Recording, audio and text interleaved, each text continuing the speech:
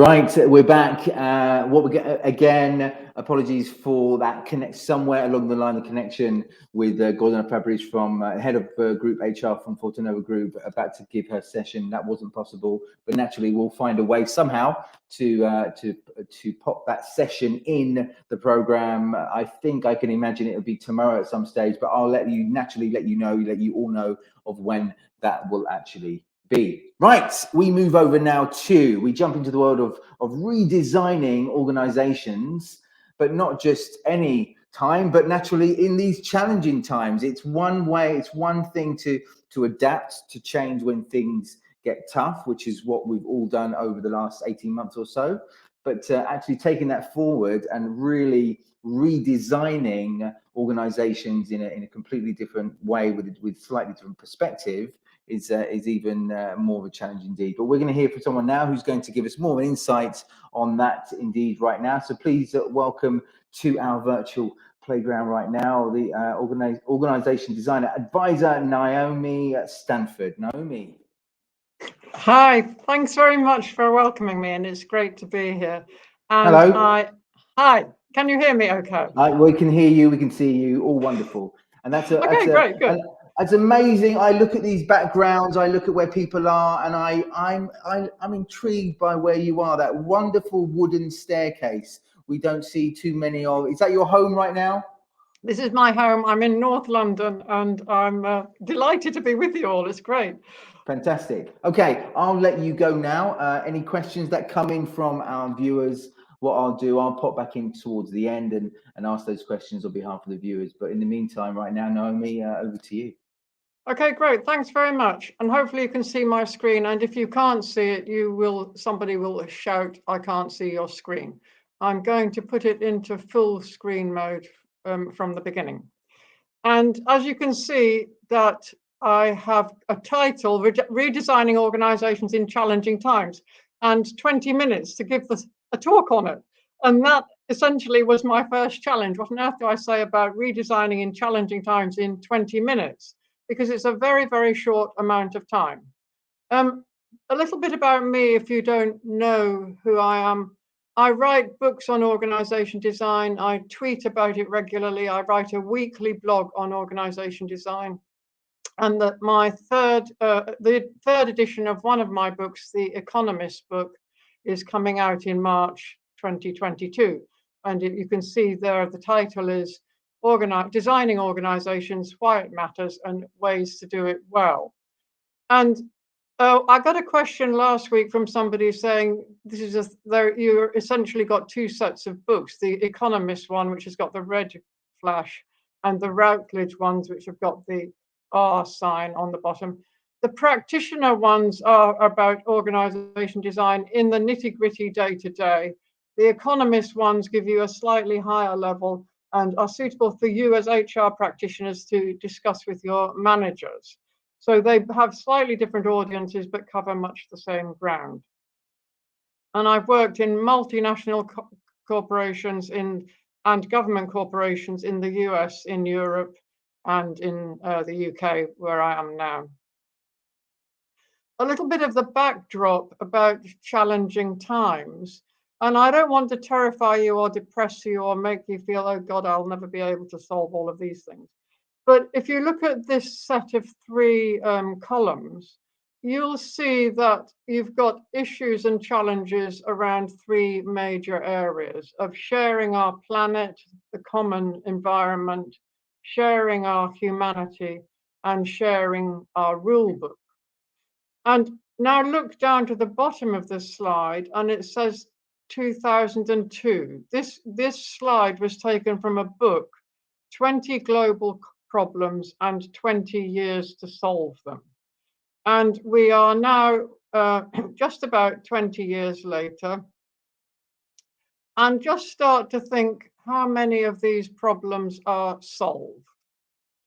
And then start to think, in your role as an HR practitioner in your organization, do you have any responsibility in the design work that you do to know what the global problems are that make for the challenging times, know how they're impacting your organization, and know that you have a responsibility that you're willing to take to help solve them.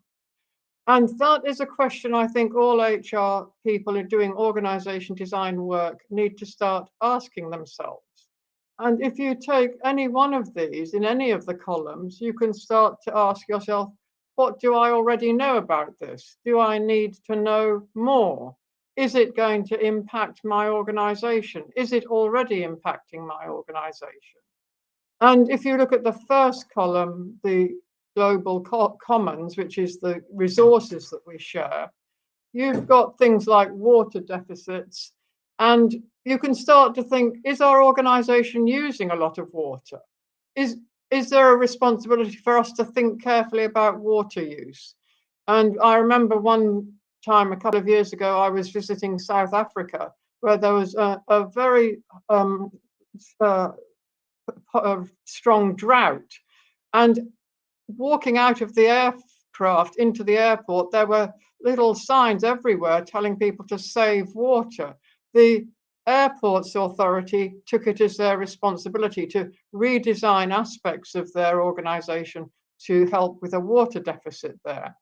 So my first question to you is, what is your responsibility, and are you willing to take it in redesigning or thinking about your organization's design in these challenging times when you see the extent of the challenges? A second point about this slide is that can you hear me okay? Yeah, we can hear you okay, all good. It's just that the slides, we just seem to be sticking on the first slide. So perhaps if you try putting it full screen. I'll exit full screen. Let's try that. Can you see that. any now? We can see it changing now. You're changing, right? Okay. Fantastic, So great. have you got challenging times slide? We have, yes. Okay. All good. Shall I leave it on this screen? Leave it where you are right now, and then it's clicking, seems to be clicking well. So you're okay, good. right. So apologies if you're seeing slides in advance. So probably better leave it at this. So look again, you can see all of these challenging times indicators. Also, if you start to look down them, we don't have time to do it now, but it's fairly easy to actually add to the list, which is a recipe to perhaps feel more depressed even. But don't feel depressed. My attitude to this sort of thing is there is no time to feel hopeless. There's lots of work to be done. And there's a wonderful song I play to myself with that title. No time to feel hopeless, lots of work to be done. And I think it's incumbent on organization designers to start supporting that work consciously. And I leave it to you to think whether that is the case. I'm going to move on one slide. Let me know if it's moved on. The 3 messages that I want to show, has it moved on? Hello?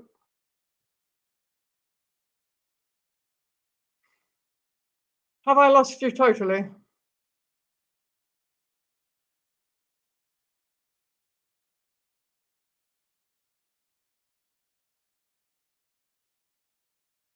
Hi, yeah, you haven't lost me at all. So you're on the slide with 3 messages.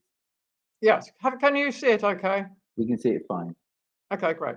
The 3 messages I want to give from this short presentation are: we're not thinking about the organization chart.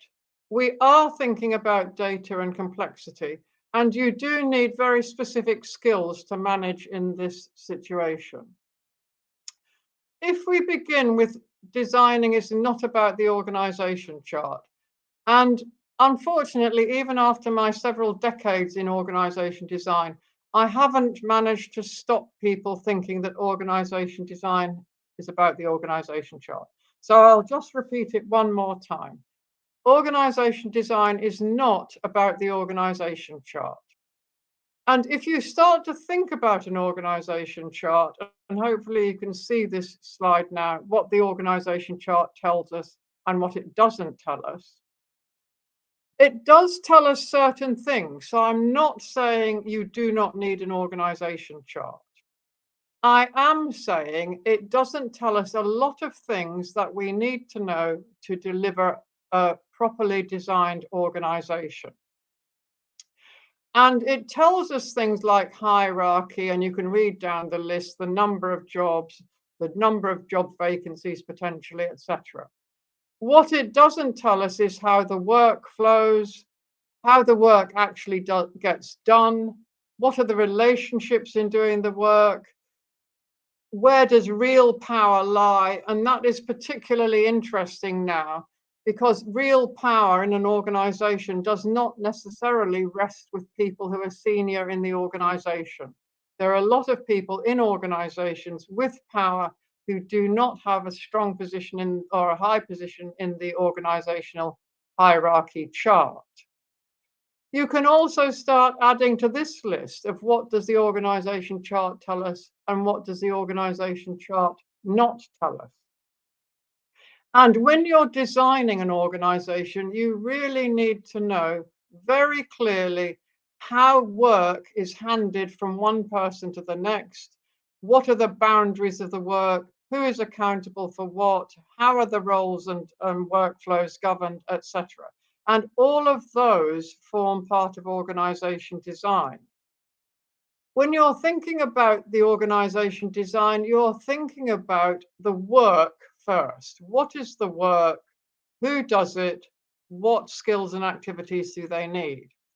Now, that itself can be a little problematic, because who does the work may not be an actual person. And think back to your organization chart. Do you have listed on your organization chart the 15 robots who are doing shelf picking in your warehouse, for example? Do you have on your organization chart the office cleaners who are cleaning your offices? Organization charts don't tell us who we are interacting with as an organization, how important they are to the performance of our organization, and how we need to build the linkages between our organization and other organizations or partnerships who help our organization operate. And if you're interested in exploring the idea of linkages and boundaries and who your organization is partnering with and why it's important for you to think about organization design in terms of the work first, then how the work gets done and who is doing the work, then you could look at a blog I wrote called Linkages and Boundaries, which gives you a start point on that. So my second point to you, the first point to you is, what responsibility do you have to take on thinking about the challenging times? The second point is, can you help convince leaders particularly that organization design is not about an organization chart? It is about the work that the organization needs to do to deliver its purpose and strategy. So that's the second point. Moving on, I said earlier that we're going to look at data and complexity. One of the things that hopefully you can see the next slide, data and complexity. One of the things that I have found in the last several years, probably about the last 5 years, is that data is becoming increasingly high up the agenda of organizational performance management. And it's data of all sorts. It's financial data, it's customer experience data, it's employee engagement data, it's workforce data.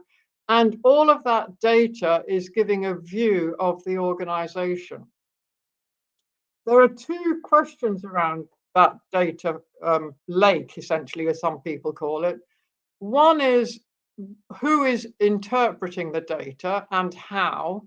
And the second is, how do the different data sets match up to give you a full picture of the organization? And so when you're thinking about data, remember to start thinking, what data am I collecting? How can we make it mesh together? So you may know that you have 1,000 people in your workforce, but you may not know how productive they are in terms of their ability to give customer satisfaction or deliver something to a particular deadline, or how much they cost to actually have each person in the workforce, etc., in a way that allows you to make good decisions. You may be able to look at that, but the data may not be connected. Another slight disadvantage of data is that it's all quantitative. You need to be able to look at the data quantitatively and then look at it qualitatively as well, particularly where it's data about people, engagement, work performance, etc. So when you're thinking about data, think about the data type. Typically, when I do organization design, when I'm thinking about what is the organization like now, I'm looking about data about yesterday, which is the first column here, and the data types. You've got databases, quantitative data, and it's past data. But it tells yesterday's story. Now, in challenging times as we are in now, we need data that gives us some view of yesterday, but takes us into the future. And then you move into data about real-time data. What is going on now? And real-time data is very, very helpful. And another skill you might want to think about developing is either learning more about data yourself as an HR practitioner, or involving your data analytics team in your work, or partnering with data organizations who can help you look at the data differently. So how do you collect real-time data? And I remember a few years ago, I was working for Marks and Spencer, and we did quite a big, it's a big retailer in the UK. We did quite a big organizational design change, thinking about real-time data around staffing stores. And then a whole new area that's coming up is data about tomorrow. What is changing? And that is emergent data. And that is more difficult to get hold of. But if you look at the next slide, what do you do to get hold of emergent data? You do three things. You look at signals. What is happening? And if you look at another blog I wrote on what books and articles and blogs I read, you'll see that I spend a lot of my professional time looking for signals. What is going on? How do we know that semiconductors are going to be scarce? Which in fact we knew several years ago.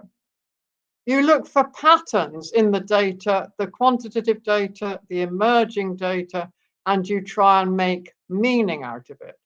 So for you as organization designers in your HR role, you need to think, how can I be innovative? How can I share with people as a pattern discussion what's going on? How does it impact us? And how do we make meaning of it? And if you think about people looking at, say, climate change or water shortages, you'll see that there are many, many different interpretations, many ways of thinking about how to solve it, and many ways of viewing it through different lenses. A key skill for organization designers is to start thinking about what skills do I need to develop myself, and what skills can I draw into my work that would be useful. And I've mentioned data analytics. You may have a horizon scanning function. You may have a strategy function. Organization design is becoming much, much more interdisciplinary, much more reliant on good quantitative data, good qualitative emergent data, and the skills of thinking of that in challenging times, you need to know a lot more than I've experienced in many of my colleagues about complexity and complexity science, about systems thinking, and about design thinking as a continuous process, not a one-off process. So in this very short time period, what I hope I've given you is there's some insight into the actual challenges. I've asked you some questions about what is your responsibility to help meet the challenges. I've suggested that what organization design is not about the organization chart.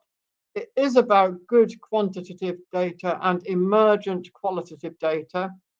And it is about displaying three skills of innovation, collaboration, and knowledge sharing.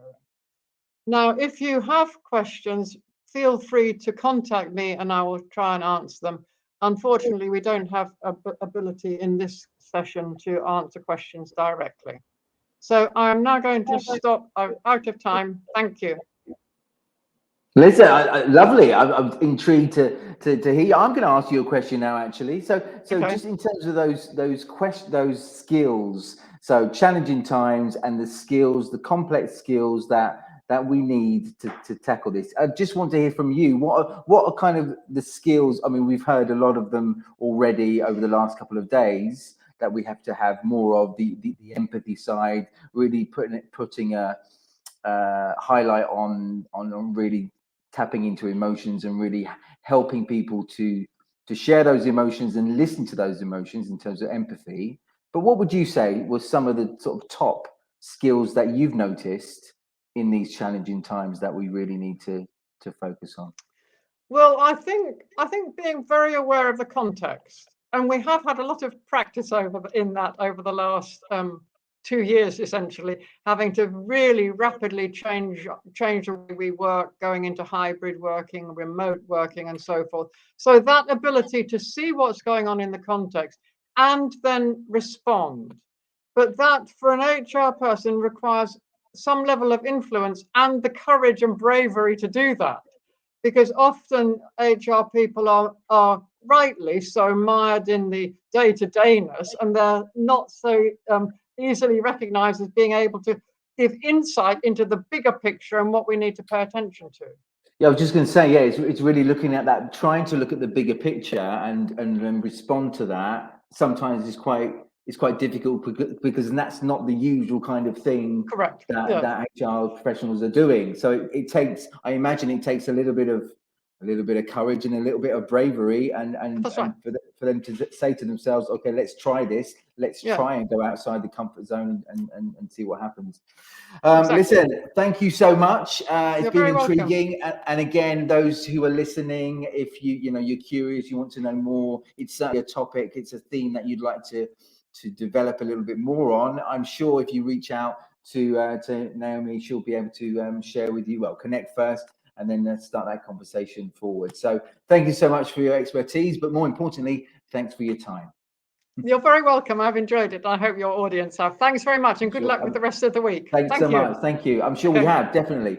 Right. Okay. What we'll do now is we'll take a short break. But in this break, I need you to do something. It's very simple. It's very easy, and it doesn't take much time at all. All you have to do is choose which case study you want to listen to next. So we've got 4 case studies coming up. You choose, have a good look at the topics, what they are, who's sharing these insights. Choose the one you want. I'm here on track A. I'll be moderating. I'll be hosting the next one here on track A. So in the meantime, you choose which one you want to do, and see you back either here or any of the other tracks at 1:15 for more HR Week 2021.